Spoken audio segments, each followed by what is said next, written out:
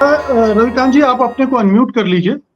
मेरा सवाल आपसे ये है कि एक दो चीजें तो बता दी मीनू जी ने कि एक तो ये हो सकता है कि एक संदेश देना है कि ये हिंदू राष्ट्र है, ये आखिरी जो स्तंभ रह गया है उसका, लोकतंत्र का, वहां भी हमने एक हिंदुत्व की छाप छोड़ दी है। प्रधानमंत्री और चीफ जस्टिस मिलकर ये कर रहे हैं, एक संदेश ये देने की बात हो सकती है। दूसरा ये कि जस्टिस चंद्रचूड़ अपने भविष्य देख रहे हैं कहीं किसी अच्छे पद, रिटायरमेंट बेनिफिट।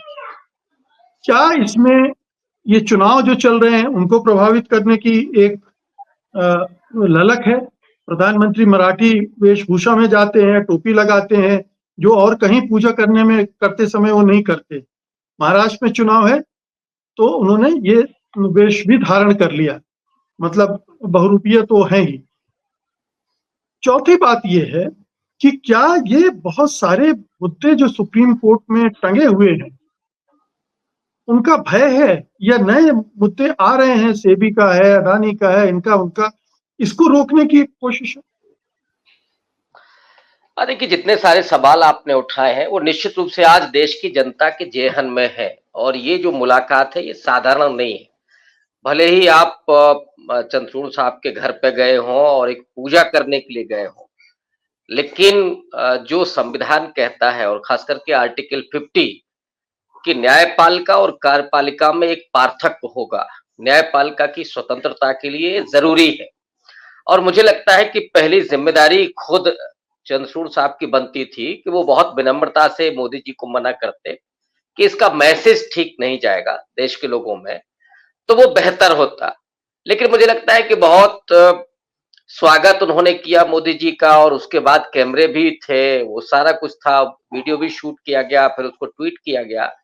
ये दरअसल क्या इसको माना जाए?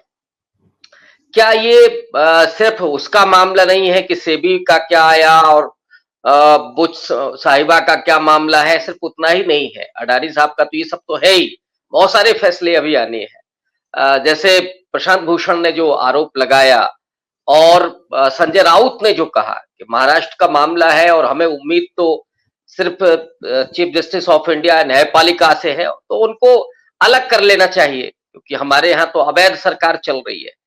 तो ये तमाम सवाल उठेंगे ही, लेकिन मुझे इसका कहीं तार अमेरिका से जुड़ता हुआ दिखता है। राहुल गांधी वहां जब कह रहे हैं कि अब मोदी जी से कोई डरता नहीं, तो मोदी जी एक मैसेज दे रहे हैं कि देखिए नहीं, हम आज भी वही हैं और हम सीजेआई के घर में जाकर के पूजा भी कर सकते हैं, तो आप समझ लीजिए कि हमारे पहुंच कहां तक है। तो वो एक डराने की भी कोशिश हो सकती है लोगों को, विपक्ष को, कि आप हमारा क्या बिगाड़ सकते हैं। और यहां राहुल गांधी को उनकी जान तक लेने की पूरी मुनादी की जा रही है, पूरा उनको डराया धमकाया जा रहा है। ये भी एक उसका मैसेज लगता है कि ये सारी चीजें भी हो रही हैं। लेकिन उससे भी ज्यादा मुझे जो लगता है कि जो चीजें सामने हैं कि पूरे तरीके से मोदी जी कोशिश कर रहे हैं कि न्यायपालिका को भी प्रभावित किया जाए और जो वेशभूषा धारण करके गए हैं, तो वो दरअसल या तो मोदी जी लोगों को बेवकूफ समझ रहे हैं। वो उन्होंने दाढ़ी उस समय बढ़ाई थी जब बंगाल में इलेक्शन था। बंगाल के लोगों ने क्या किया था कि आप दाढ़ी बढ़ा करके रविन्द्रनाथ टैगोर नहीं हो सकते।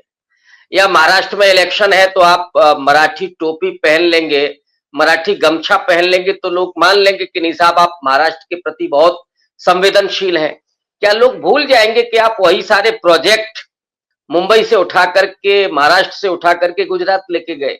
आपने शिवसेना तोड़ी, आपने शरद पवार की पार्टी तोड़ी, आपने गद्दारी की, आप अवैध सरकार चला रहे हैं।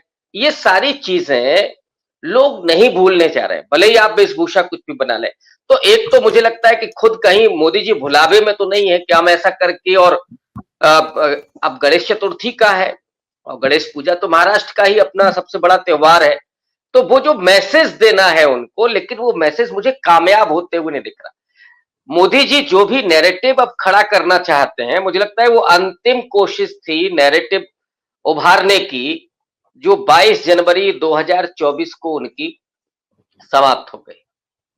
उसके बाद वो भी नहीं चला, मंदिर उद्घाटन वाला भी नहीं चला, और उसके बाद कोई भी नैरेटिव कामयाब नहीं हो रहा है मोदी जी का। तो ये जो परिस्थितियां हैं उसमें आप कोशिश कर रहे हैं ये दिखाने की कि नहीं साहब सीजेआई भी, और आप अब और हो सकता है कि भाई जब गए हैं तो कुछ बातचीत भी हुई होगी। सिर्फ ये नहीं है कि आप गए हैं पूजा करके और तुरंत निकल लिए हैं। अब ऑब्वियस है कि कुछ नाश्ता पानी भी हुआ होगा, कुछ बातचीत भी हुई होगी। इसी में संदेह सारा है, शंका है कि वो जो बातचीत हुई है उस बातचीत में क्या हो सकता है। क्या पोस्ट रिटायरमेंट कोई सेटलमेंट है? क्या जो केस अभी पेंडिंग में है उनको लेकर के मोदी जी कुछ बात कर रहे हैं सीजेआई से? ये आशंकाएं नहीं होनी चाहिए थी, और यही मैसेजिंग करनी चाहिए थी सीजेआई को, जिसमें वो चूक गए। और भारत के संविधान की रक्षा का दायित्व उन पर है। ऐसे वक्त में जब जिस पार्टी की सरकार है वो खुलेआम ये कहती रही हो कि 400 पार हमको चाहिए, हम संविधान बदलना चाहते हैं, उसी संविधान से आप सीजेआई बने हुए, उस संविधान की सुरक्षा का दायित्व तो आपके कंधों पर है, लेकिन बावजूद इसके आप प्रधानमंत्री से इस तरह से मिल रहे हैं।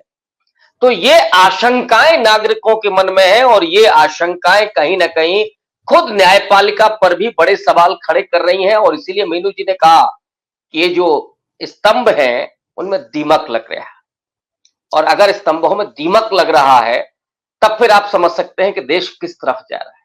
इसकी चिंता देश के हर नागरिक को है और होनी चाहिए। बिल्कुल।